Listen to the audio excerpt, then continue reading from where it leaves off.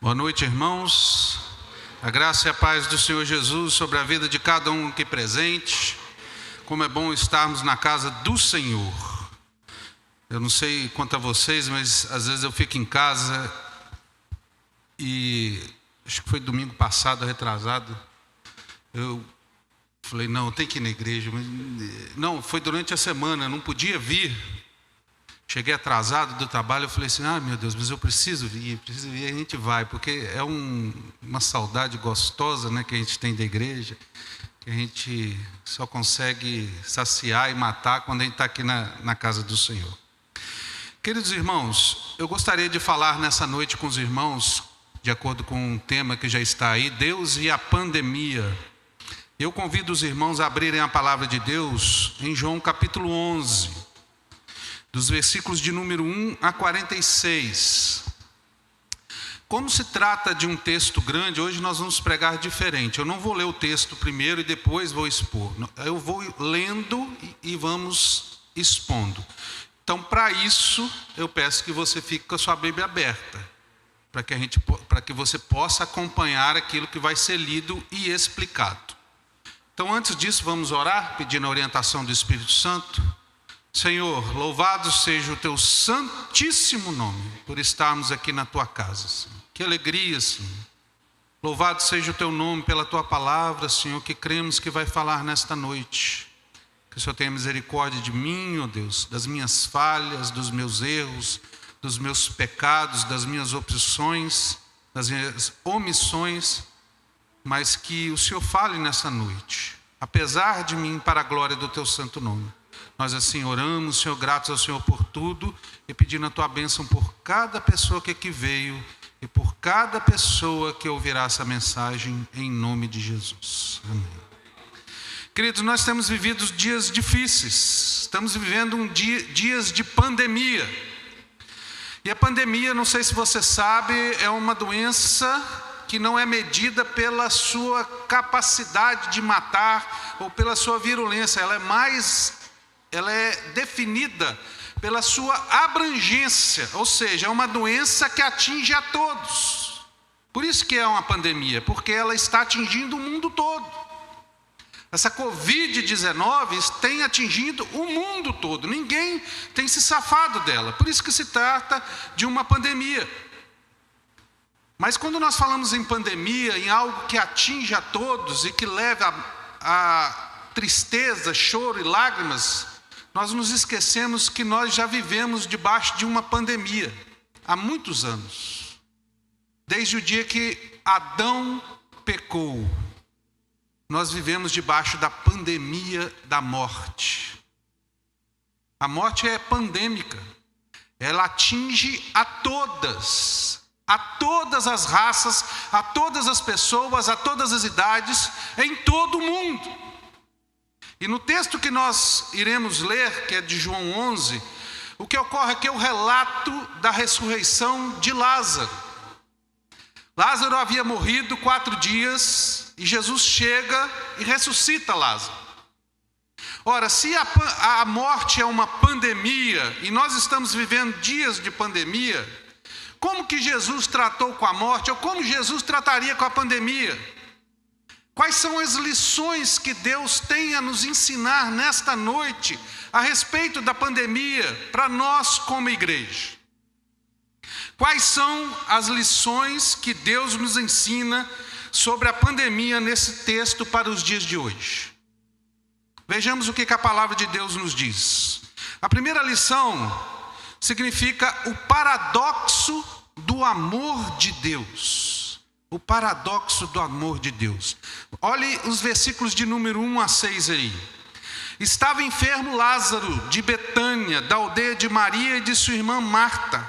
Esta Maria, cujo irmão Lázaro estava enfermo, era a mesma que ungiu com bálsamo o Senhor e lhe enxugou os pés com seus cabelos. Mandaram, pois, as irmãs de Lázaro dizer a Jesus: Senhor, está enfermo aquele a quem amas. Ao receber a notícia, disse Jesus: esta enfermidade não é para a morte, e sim para a glória de Deus, a fim de que o Filho de Deus seja por ela glorificado. Ora, amava Jesus a Marta e a sua irmã e a Lázaro.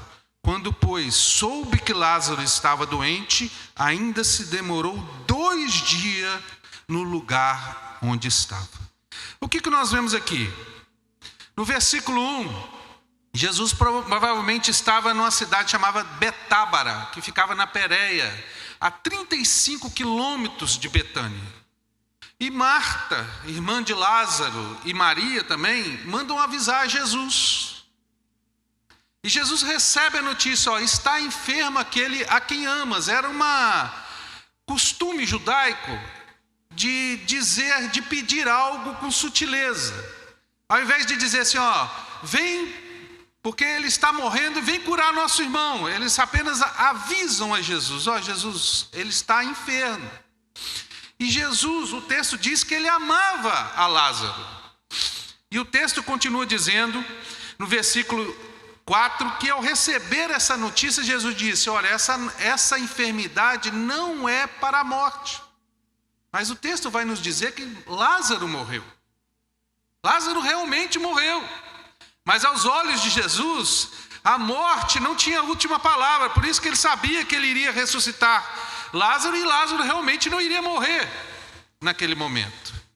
Mas aí, o que nos chama a atenção é que no versículo 5, diz assim, ora, amava Jesus a Marta e sua irmã e a Lázaro. 2 vezes o texto diz que Jesus amava. No versículo 3 diz assim, está enfermo aquele a quem tu amas. E aqui no versículo 5 diz assim, amava Jesus a Lázaro. No grego, no versículo 3, a palavra amor no grego tem várias palavras. Não é uma palavra igual no português, para definir a palavra amor. No versículo 3, a palavra que define aquele a quem tu amas é a palavra fileu, é o amor de fraterno, um amor de amizade. Já no versículo 5 é o amor agapau, é o amor de Deus, é aquele amor sacrificial, enfatizando que realmente Jesus amava Lázaro. Ele não tinha apenas simpatia por Lázaro, mas ele tinha um amor profundo por Lázaro. E aí no versículo 6, diz o seguinte, quando soube que Lázaro estava doente, ainda se demorou 2 dias. E aqui nós vemos o paradoxo do amor de Deus. Parece que dá um nó na cabeça da gente. Se Jesus amava Lázaro, por que ele demorou? Por que ele não correu? Por que ele não curou Lázaro? Por que ele permitiu que Marta e Maria chorassem? Por que ele permitiu que Lázaro passasse pela morte? E aqui nós começamos a ver e a entender um pouco sobre o paradoxo do amor de Deus. Nós começamos a entender, irmãos, que nem sempre os problemas da vida é sinal da falta de amor de Deus. Nós costumamos definir o amor de Deus ou medir o amor de Deus quando tudo vai bem com a gente. Por causa do nosso pecado e do nosso egocentrismo, nós dizemos assim, quando tudo vai bem, Deus nos ama. Quando algo de ruim acontece na nossa vida, Deus não nos ama. Mas isso não é verdade. Não há no texto nenhuma especificação de que Lázaro pecou. Pelo contrário, a palavra vai dizer que ele era um servo fiel. Realmente Jesus amava Lázaro. Em outro sentido, nós temos que entender que quando a doença nos acomete, não é sinal de que Deus não nos ama. O texto nos diz que essa doença aconteceu porque Deus amava Lázaro. Esse é o paradoxo do amor de Deus. É algo que parece mentira, mas que na verdade é verdade mesmo. E outra coisa, o amor de Deus, irmãos, não se define em doenças, em prosperidade, em riqueza, em saúde, em dias bons. O amor de Deus se resume naquilo que está em João 3,16, porque Deus amou o mundo de tal maneira que deu o seu Filho. Deus deu seu Filho. Romanos 5,18 diz assim, que Deus prova o seu amor para conosco pelo fato de ter Cristo morrido por nós, sendo nós ainda pecadores. Deus já deu prova do seu amor. E quando ele deu isso? Quando ele enviou Jesus.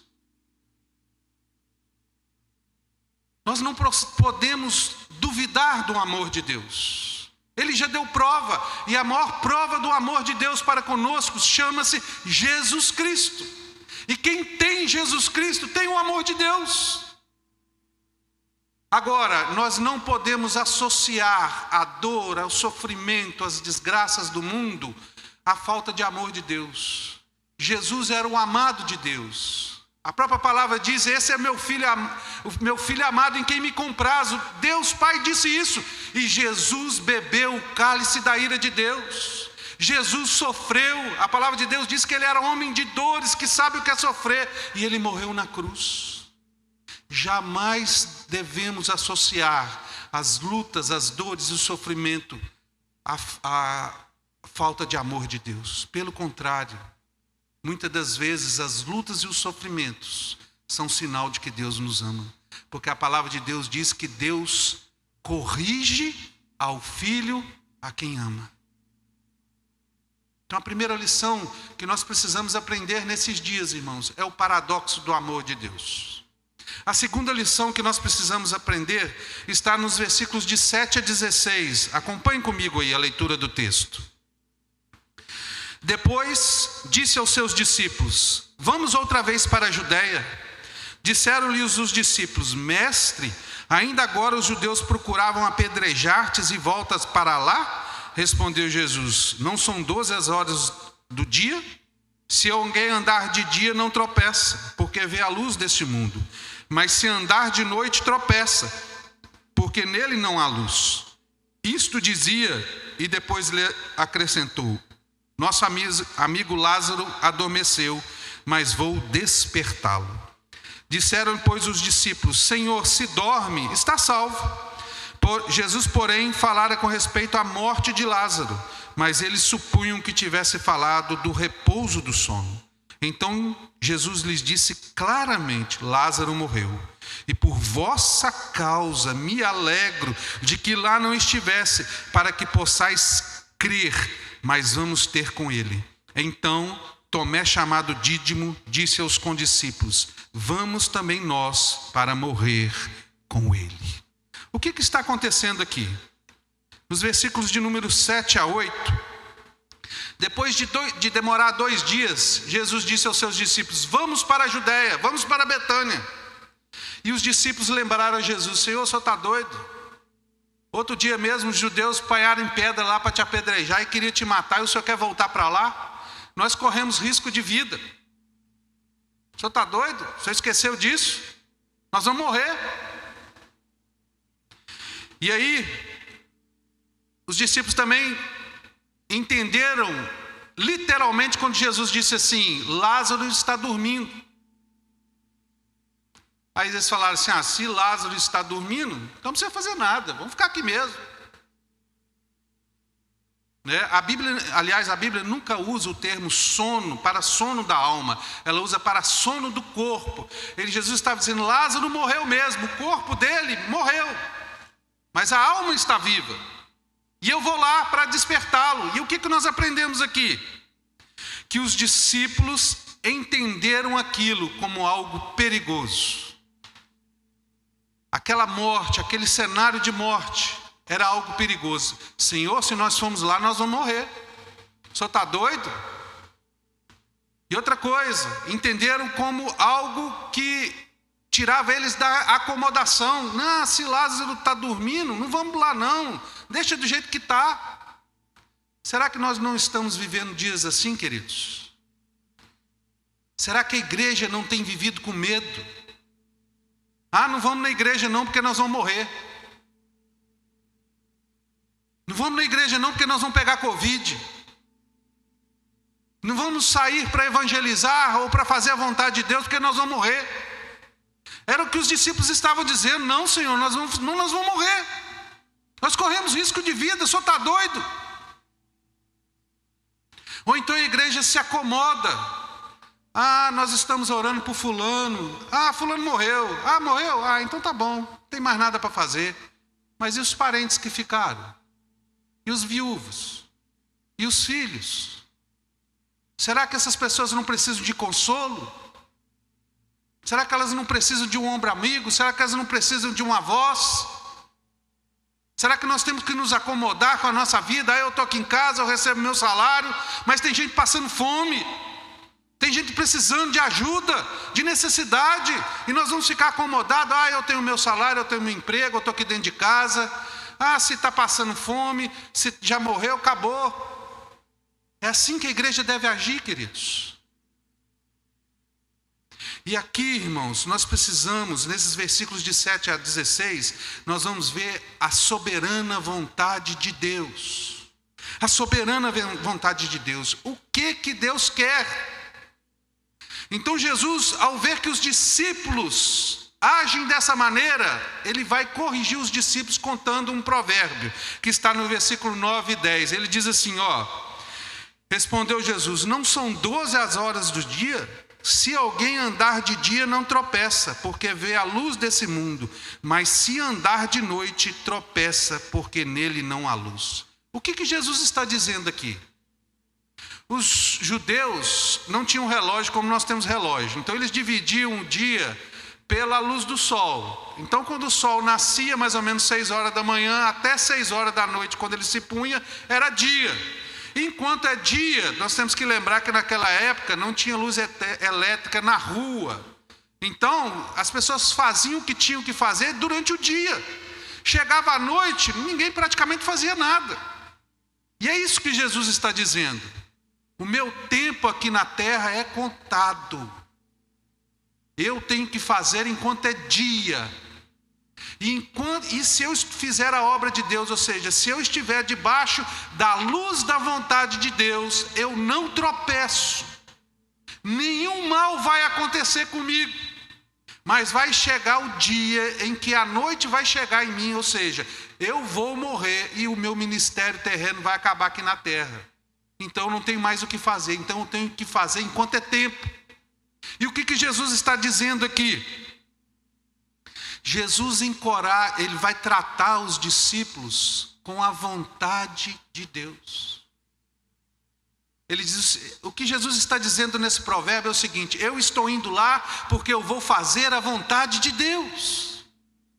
A vontade de Deus é que eu vá lá e ressuscite Lázaro. É esse que deve ser a grande questão da igreja nesses dias da pandemia. Saber qual é a vontade de Deus para nossas vidas. Porque quando nós sabemos a vontade de Deus, irmãos, nesses dias de pandemia, a vontade de Deus, ela vai fazer o seguinte, ela nos encoraja. Olha o que aconteceu. Jesus, lembra que os discípulos estavam com medo? Nós vamos morrer. Como é que Jesus tratou o medo deles? Dizendo a vontade de Deus. Explicando para eles. É da vontade de Deus que eu vá. Ora, se é da vontade de Deus que eu vá, então eu vou. Eu vou. Porque o Senhor está mandando. Em segundo lugar, a coragem de Deus alegra a nossa alma. Olha aí no versículo 15, o que Jesus disse? E por vossa causa me alegro de que lá não estivesse, para que possais crer. Jesus se alegrou por não estar lá. Não que Jesus era mau. Lázaro vai morrer, que bom. Não. É porque se Jesus estivesse lá, Lázaro realmente não morreria. Porque a palavra de Deus, não há um relato onde Jesus estivesse que alguém morresse. E realmente ninguém podia morrer na presença de Jesus, porque ele era a própria vida. Ele é o autor da vida. Para que Lázaro morresse, Jesus tinha que não estar lá. E por isso que Jesus se alegra. Porque humanamente, talvez Jesus quisesse estar lá para curar Lázaro, porque ele era seu amigo. Mas ele se submeteu à vontade do Pai e não foi. E porque não foi, aqueles discípulos e todas aquelas pessoas que estavam ali iriam presenciar o maior milagre de Jesus, que era ressuscitar um morto de 4 dias. ela nos alegra, irmãos. Quando nós estamos debaixo da vontade de Deus, isso traz alegria para nós nesses dias de tristeza. Nós ficamos às vezes tristes, deprimidos, sem saber o que fazer, mas quando nós estamos fazendo a vontade de Deus, isso traz alegria ao nosso coração. Quando nós fazemos a vontade de Deus, ajudando o próximo, vindo à casa do Senhor, orando pelos irmãos, isso traz alegria e conforto ao nosso coração. Em terceiro lugar, irmãos, ela nos fortalece. Olha que interessante, as palavras de Tomé no versículo 16. Então Tomé, chamado Dídimo, disse aos condiscípulos: vamos também para nós para morrer com ele. As palavras de Tomé aqui não são palavras de coragem, pelo contrário, são palavras de desencorajamento. Eu não lembro se vocês são da minha época assim, lembram de um desenho que tinha na Hanna-Barbera, que tinha, vocês vão lembrar agora, os mais antigos vão lembrar, né? Que tinha uma hiena que vivia dizendo assim: ó vida, ó azar, tudo que ia acontecer, ela ia, vai dar errado. Vai dar errado. E Tomé é mais ou menos assim. O que Tomé disse? Nós vamos morrer. Nós vamos morrer. Você está doido? Nós vamos morrer. Mas mesmo Tomé sendo desse jeito, ele se fortalece na vontade de Deus. E diz assim: nós vamos morrer, mas eu vou. Mas eu vou. Eu vou para morrer. Porque essa é a vontade de Deus. Então ele se fortalece na vontade de Deus. E a palavra de Deus diz que Tomé era chamado de Dídimo, ou seja, de gêmeo. Ele tinha um irmão gêmeo. E sabe, queridos, todos nós somos um pouco de Tomé. Todos nós temos um irmão gêmeo dentro de nós, espiritualmente falando. Um irmão que crê e outro que duvida. E nós vivemos essa luta desse gêmeo dentro de nós. A gente crê, mas também duvida. A gente se vê às vezes animado e às vezes desanimado. Às vezes alegre e às vezes triste. Mas nós temos que confiar e crer que a vontade de Deus é a melhor para nós. Nós temos que entender, irmãos, que a vontade de Deus é baseada na soberania de Deus. Deus decretou e o que Ele decretou vai acontecer. É por isso que a palavra de Deus diz: se Deus é por nós, quem será contra nós? É por isso que nós, ao conhecermos a vontade de Deus, nós podemos ser fortalecidos. A igreja precisa conhecer a vontade de Deus. Tem muita gente perguntando: por que, Senhor, o Senhor tem permitido isso? Por que Deus não nos ama? Onde está Deus? Mas ninguém está perguntando nesses dias: o que devemos fazer? O que nós devemos fazer nesses dias? Qual é a vontade de Deus para a minha vida? O que o Senhor quer de mim? A gente tem que parar de murmurar, irmãos, de lamentar. Eu sei que temos passado dias tristes, mas não podemos ficar parados. Temos que buscar saber qual é a vontade de Deus, porque isso nos fortalece. Irmãos, a história nos mostra que os primeiros cristãos, quando surgiu uma doença existe desde que o mundo é mundo. E quando surgiu uma doença que pegava uma aldeia ou uma cidade toda, o que acontecia?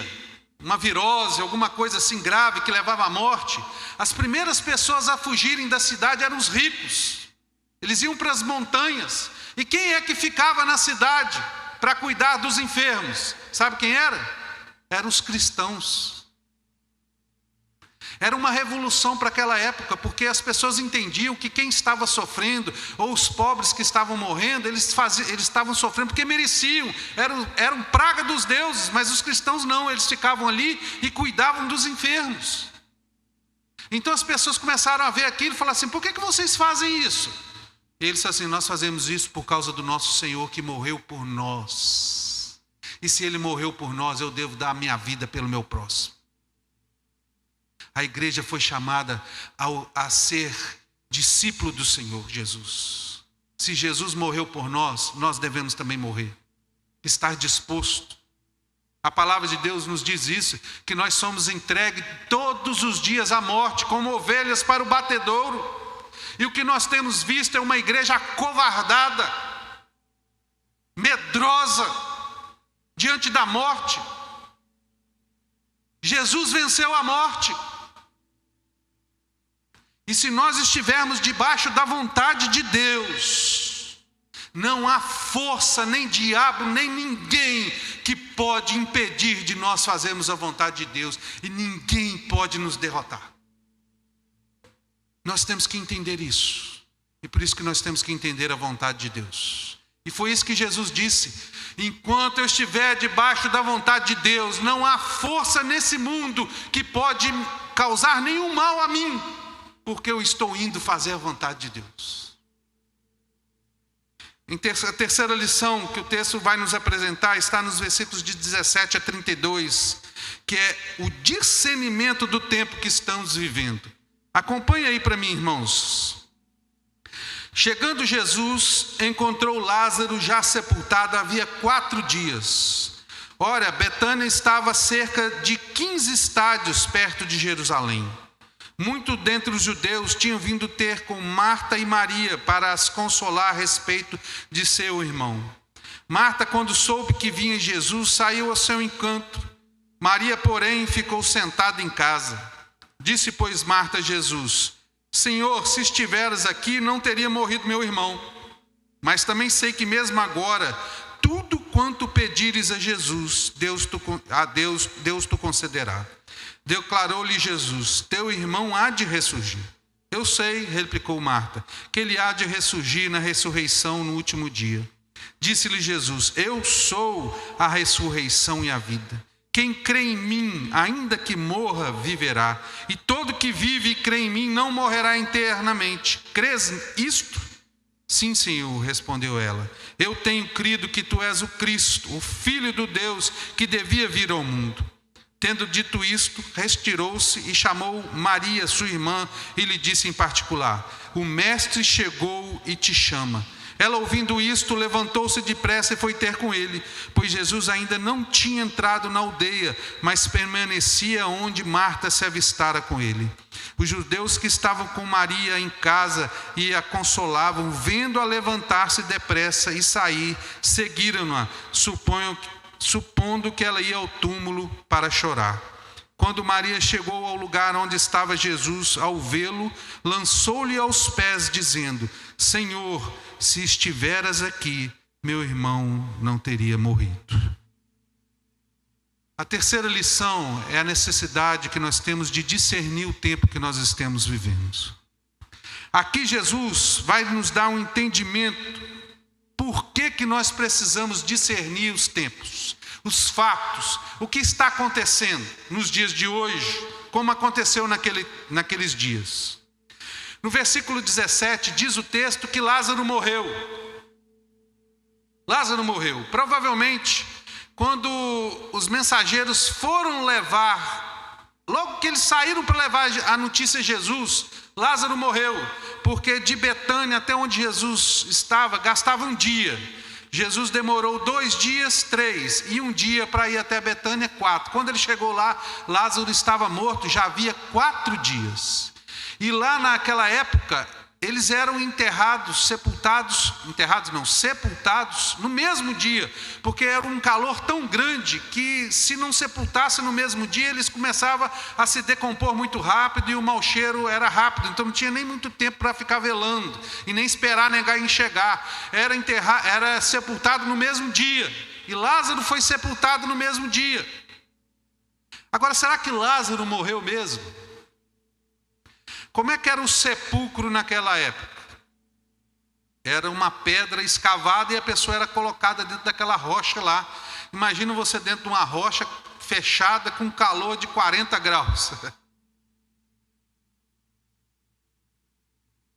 E naquela época também, irmãos, quando a ciência ainda não havia descoberto, não tinha tecnologia para catalepsia, não sei se vocês já ouviram falar dessa doença, que a pessoa parece que está morta, mas ela não está morta. Então você já deve ter ouvido falar notícias de várias pessoas que foram enterradas vivas e depois apareceram, porque estavam num estágio de catalepsia, de quase morte.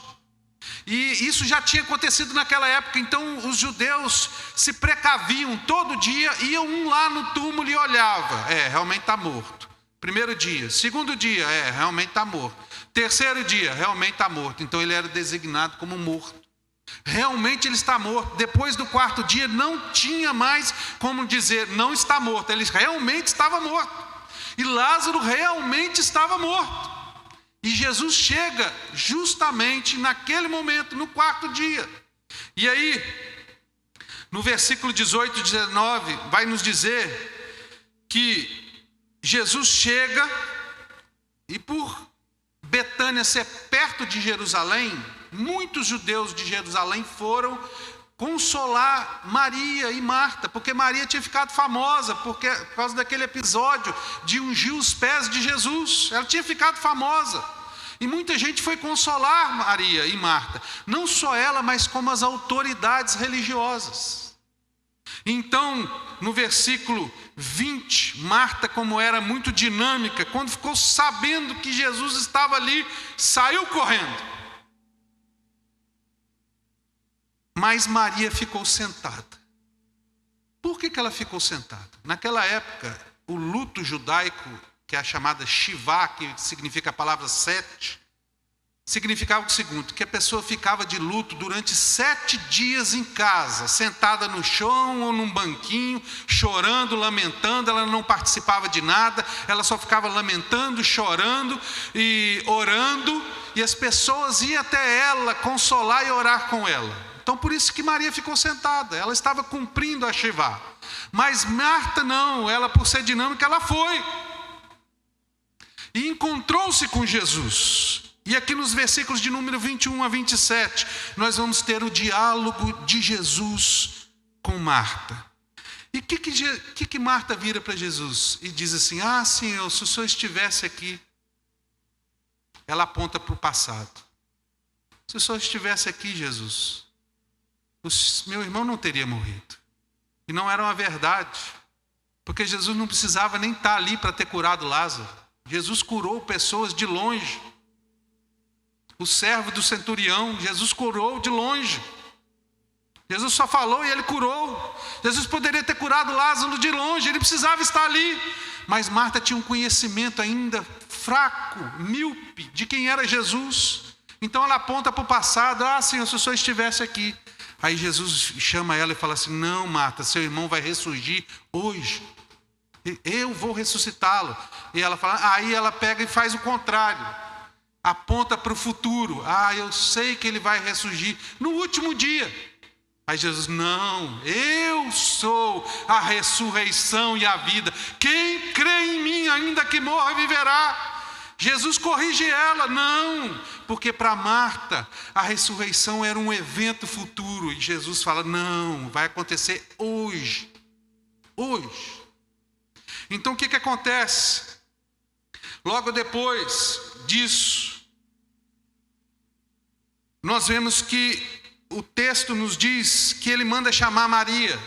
E Maria vai ao encontro de Jesus. E naquela época, o que aconteceu? Jesus não entrou na cidade, mas ficou do lado de fora. E quando eles viram que Maria saiu, as pessoas que estavam no velório saíram junto com Maria. E por que saíram junto com Maria?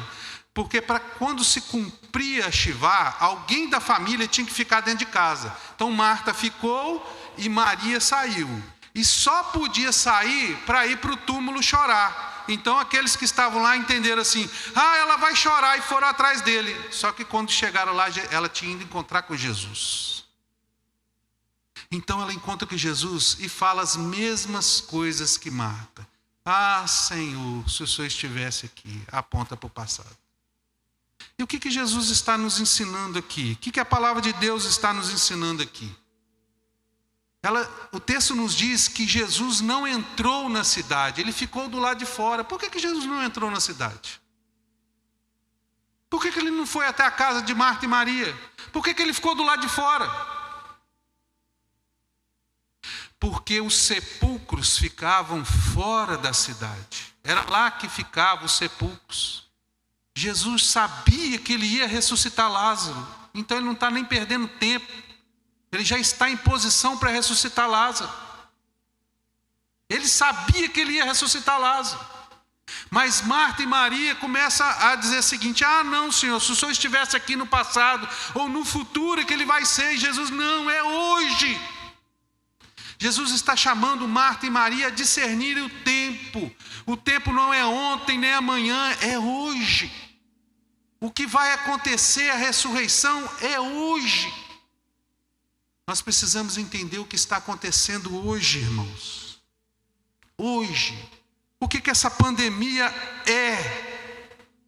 O que ela é para nós, irmãos? Tem muita gente falando o que Deus nunca falou. Tem gente dizendo assim: essa pandemia é porque Jesus está voltando. Cuidado, irmãos. Cuidado. Apesar de que ser um dos sinais da volta de Jesus, Jesus disse que nem um filho sabe o dia da sua volta, senão o Pai. Então cuidado com isso, da igreja querer marcar a volta de Cristo. Nós não sabemos quando ele vai voltar. Isso pode ser apenas o início das dores. Jesus pode voltar daqui a 1000 anos, nós não sabemos.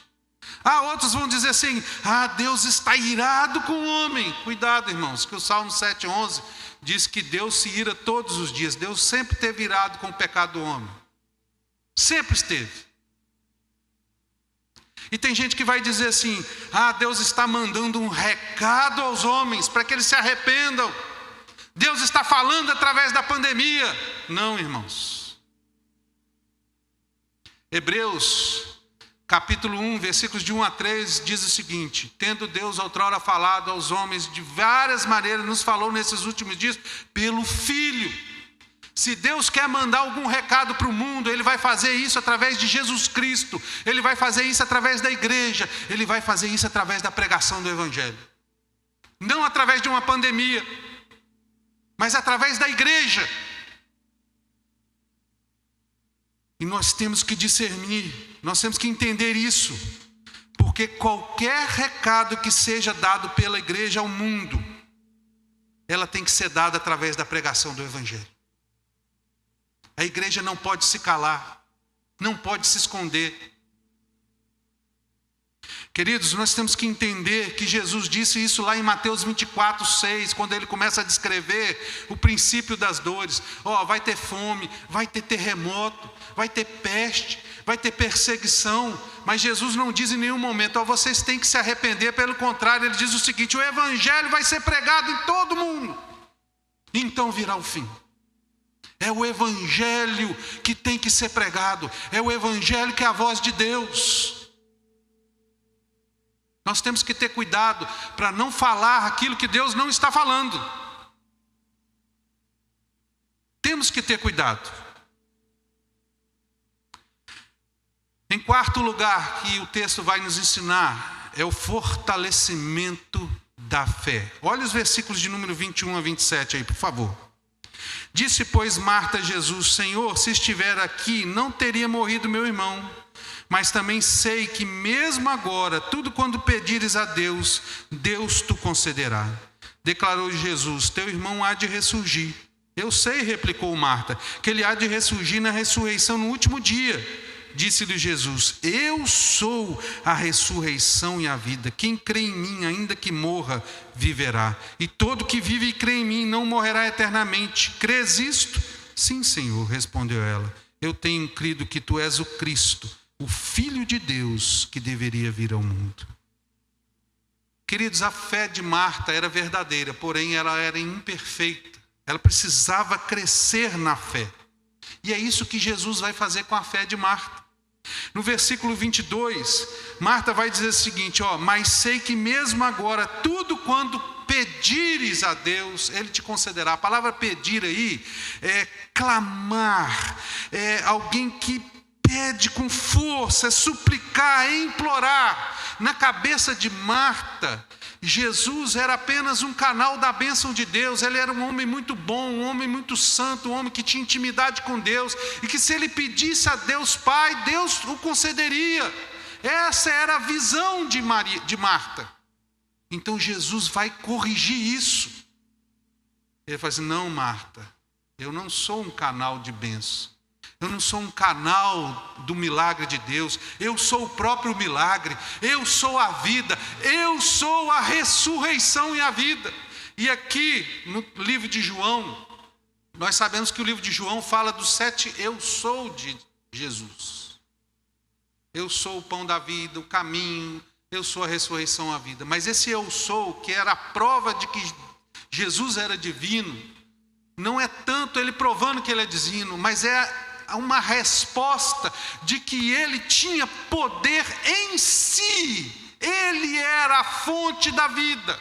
É Jesus, irmãos. Jesus que é a vida eterna. O Pai concedeu a ele dar vida, e a vida está em Jesus. Em Jesus. É numa pessoa. E é isso que Marta precisava ter a sua fé fortalecida.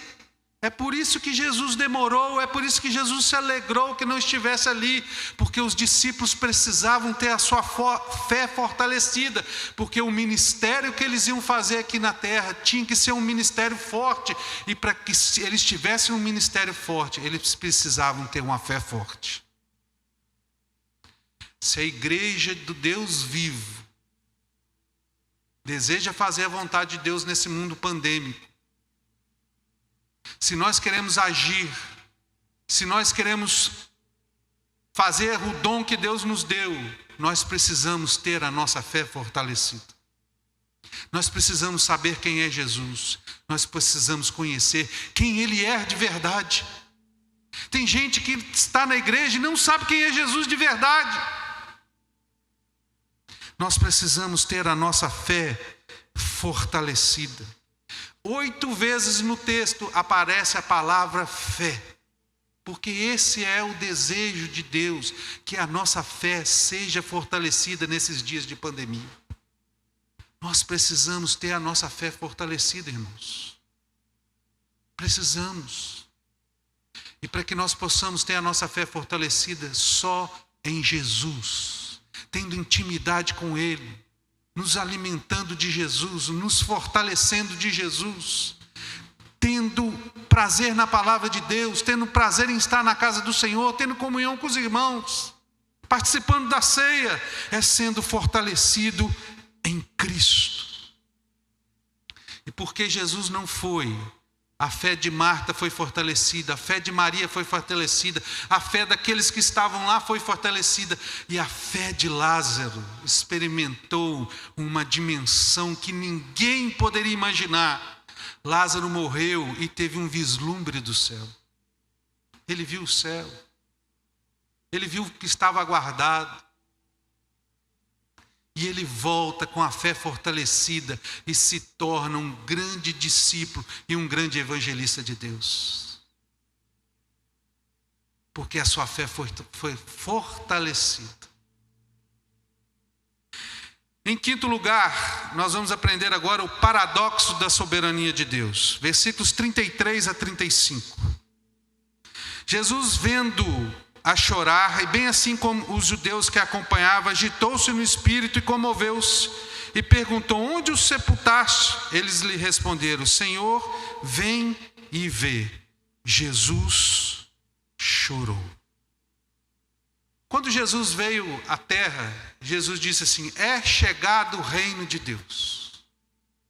O reino de Deus é a pessoa do Senhor Jesus.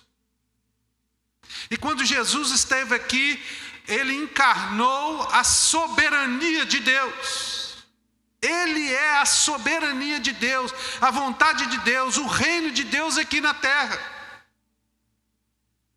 E se nós queremos entender a soberania de Deus, nós temos que olhar para Jesus. Se o que está acontecendo aí é da vontade de Deus, nós temos que entender como que é essa vontade de Deus, como é essa soberania de Deus, como Deus está controlando todas as coisas. E como Jesus agiu?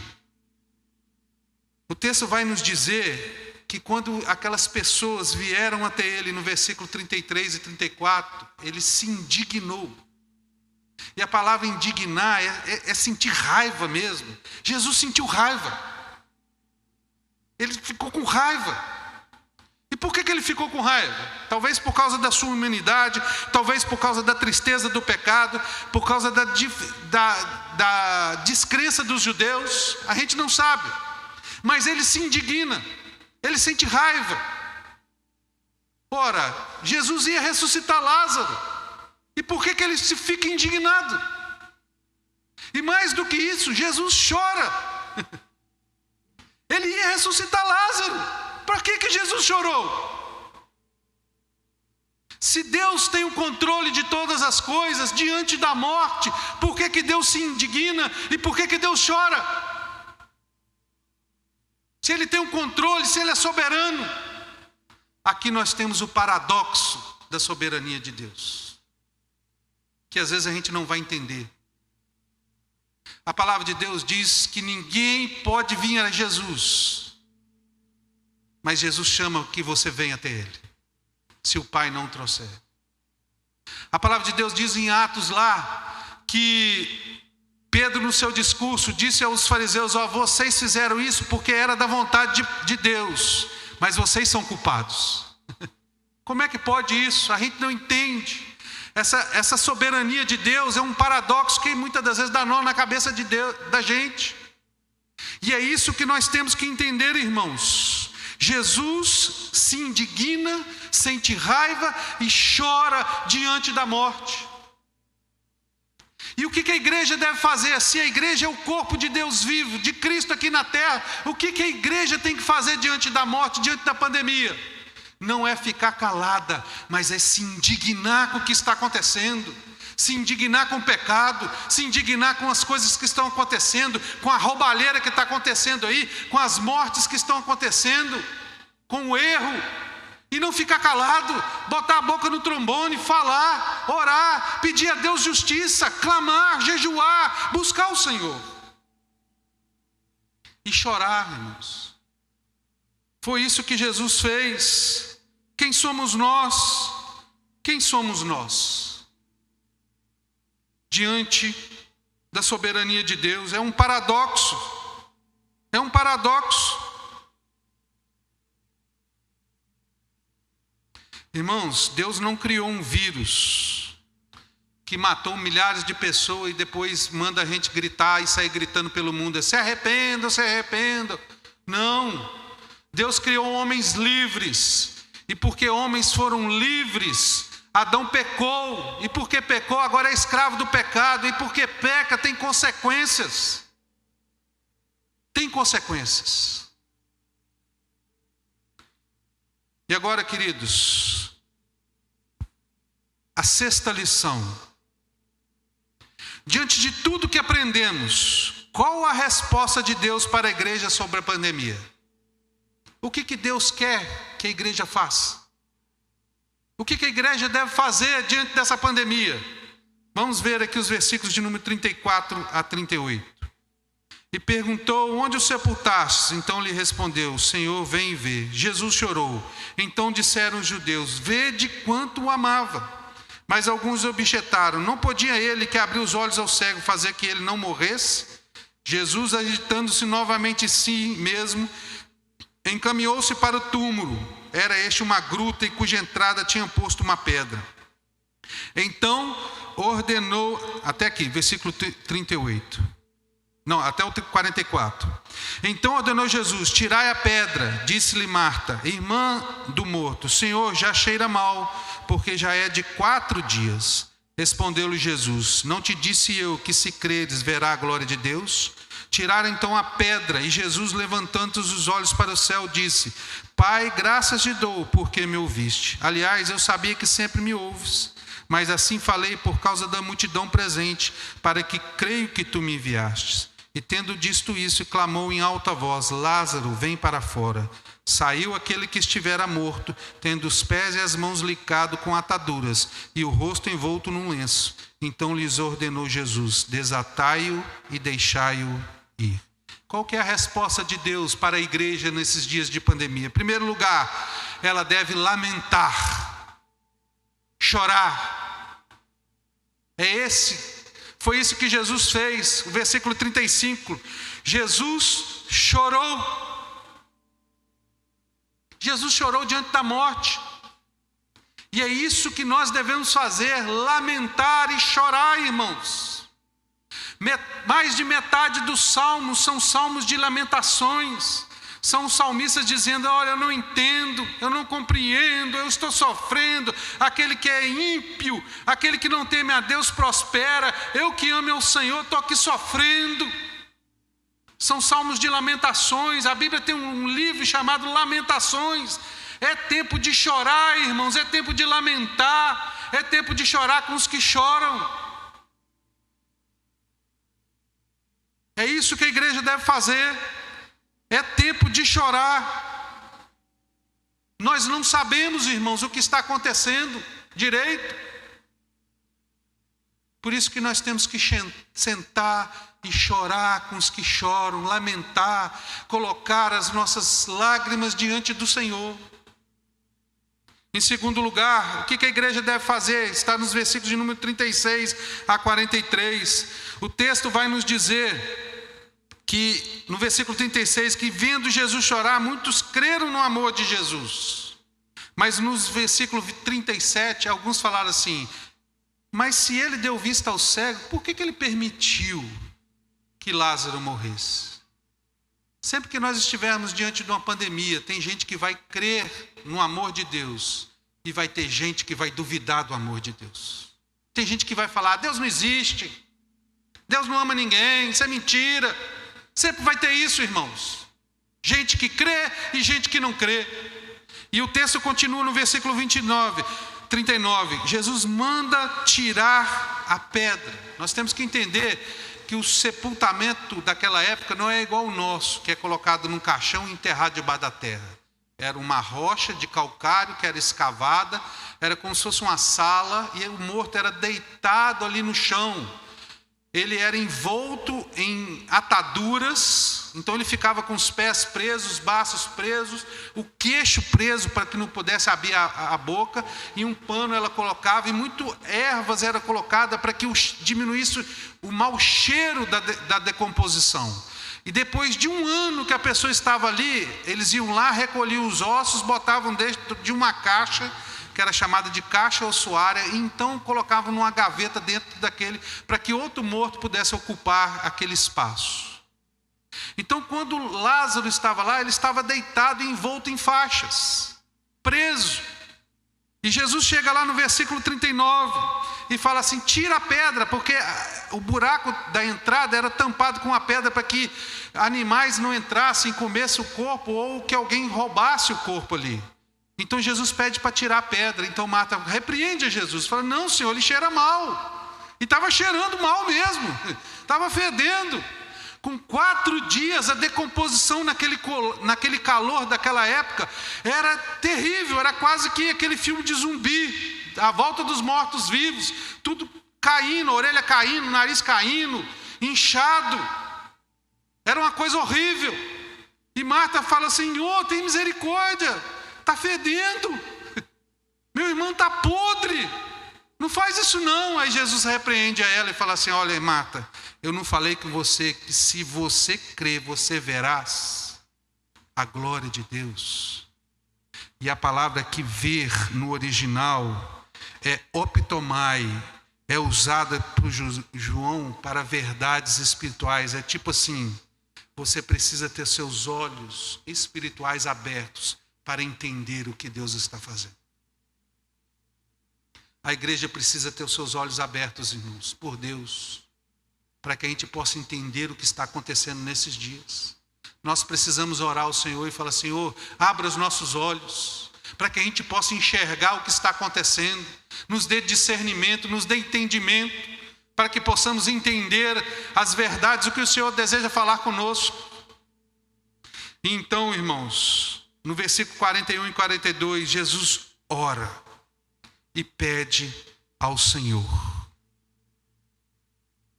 E aqui no versículo 42, Jesus explica por que ele demorou. Era para que aqueles que estivessem ali pudessem crer. Crer. A oração de Jesus não foi tanto um pedido, mas foi um agradecimento. Jesus não precisou pedir, foi Ele quem ressuscitou. Ele está apenas agradecendo para que aqueles que estivessem ali pudessem crer. Irmãos, esses dias de pandemia, ela tem sido dias de revelação. Ela tem revelado quem crê e quem não crê.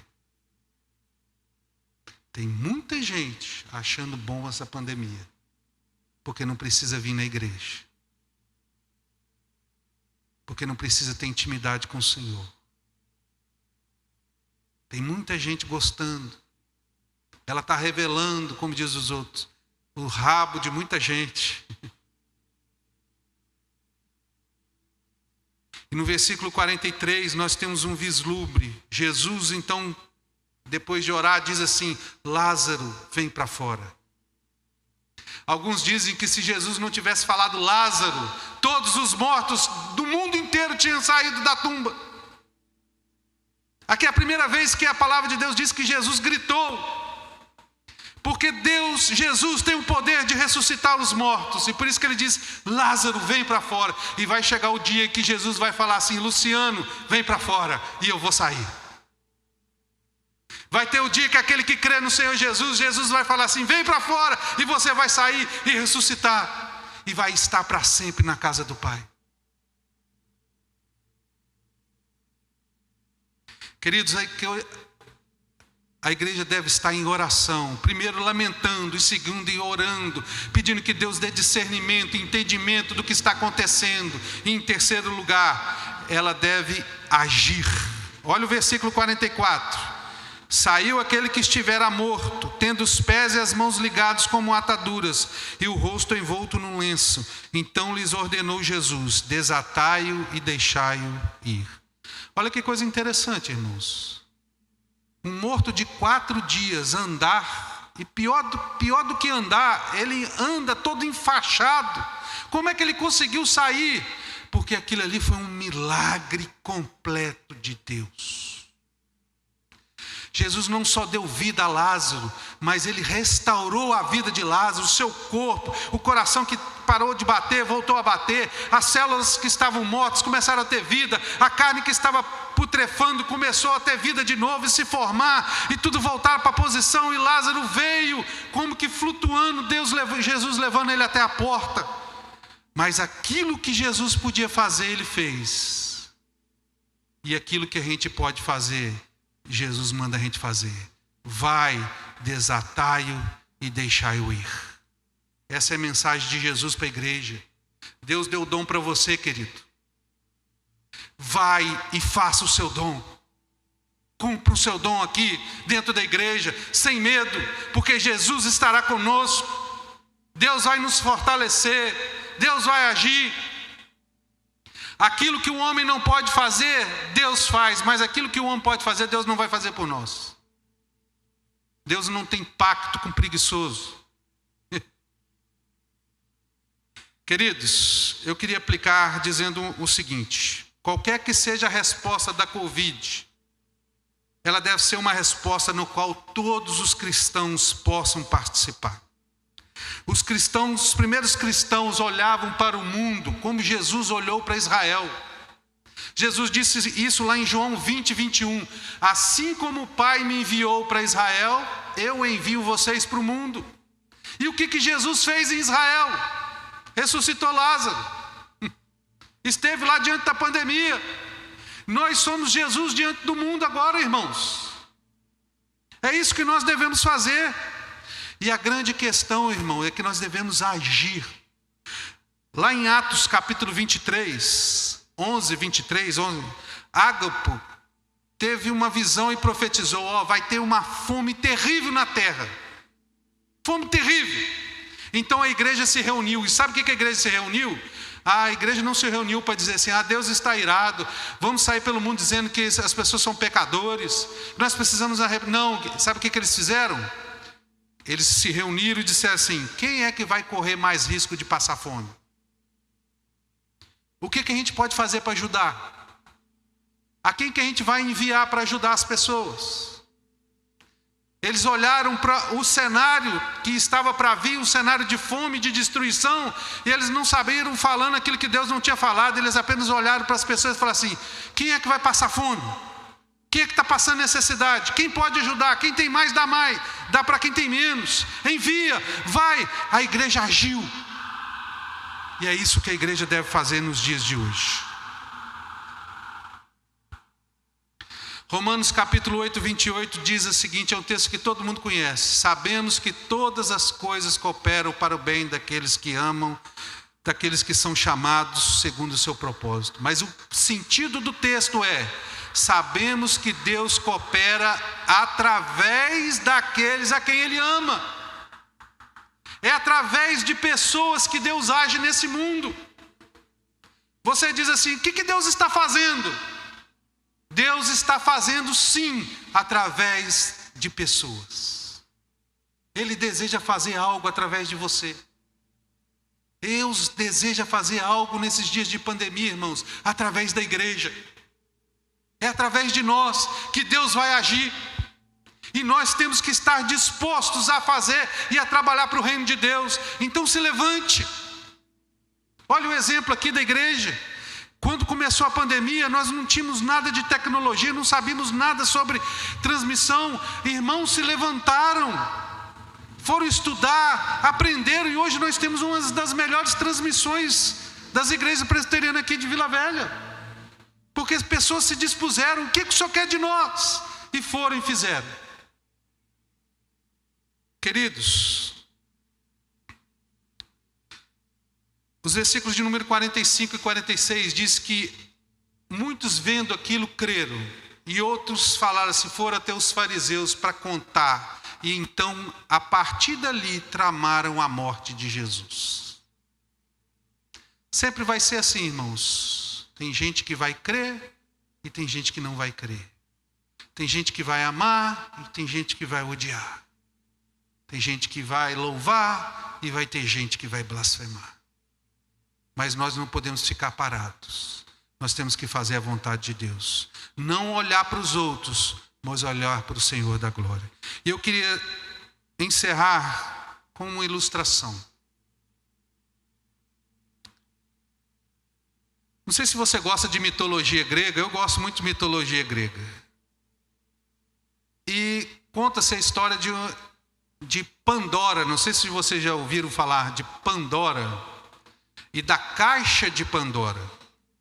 Zeus, na mitologia grega, é o deus maior, existem vários deuses, e ele era o deus maior. E houve um problema na terra, em que Prometeu deu aos homens o segredo do fogo, e por isso Zeus ficou irado. O que ele fez? Ele fez a primeira mulher para os homens, que era Pandora. E junto com Pandora, ele deu uma caixa. E dentro dessa, ele falou para Pandora o seguinte, dentro dessa caixa você tem várias coisas, mas você não pode abrir. E Pandora veio aqui para a terra, para o meio dos homens. Era um presente de Zeus para os homens. Mas Pandora não aguentou a curiosidade e abriu a caixa. E quando ela abriu a caixa, saiu de dentro da caixa guerra, fome, pestes, doenças, inveja, tudo que era de ruim. Então Pandora, naquele desespero, vendo aquelas coisas saindo ali da caixa, então os homens que antes conheciam a paz começaram a invejar uns aos outros, a matar, a guerrear, e ela vendo aquela desgraça que estava acontecendo, ela correu e fechou a caixa de Pandora, mas só uma coisa ficou lá dentro. E qual coisa que era essa? Era uma coisinha chamada esperança. Na mitologia grega, o caos, a desgraça veio ao mundo, mas faltou aos homens, eles foram privados de esperança. Mas nós não somos como na mitologia grega. Nós temos esperança, irmãos. E a nossa esperança está em Jesus Cristo. Sabe, queridos, o livro de João fala dos 7 eu sou. Eu sou é o nome que Deus se revelou a Moisés. É o nome divino de Deus no Antigo Testamento. E quando Jesus chegou no livro de João e diz assim: eu sou o pão da vida, eu sou o caminho, eu sou o bom pastor, eu sou a ressurreição, a vida. Jesus estava chamando para si a sua divindade. Tem 7 eu sou em João. Mas existe um 8º eu sou na Bíblia. Quero ver se alguém sabe onde é que está. Está lá em Apocalipse, quando Jesus diz assim: eu sou o alfa e o ômega, o primeiro e o último. Estive morto e tenho as chaves da morte e do inferno. Jesus está dizendo que a história está debaixo do controle dele. A morte está debaixo do controle dele. O texto nos mostra, irmãos, que Jesus orou e agradeceu assim: Senhor, obrigado, porque o Senhor sempre me ouve. E Lázaro ressuscitou. Mas teve uma vez que Jesus orou e Deus não ouviu ele. Jesus estava lá na cruz, lá no Getsêmani, e falou assim: Senhor, se for possível, passa de mim esse cálice. E Deus não ouviu Jesus. Por isso que ele bradou lá na cruz: Deus meu, por que me abandonaste?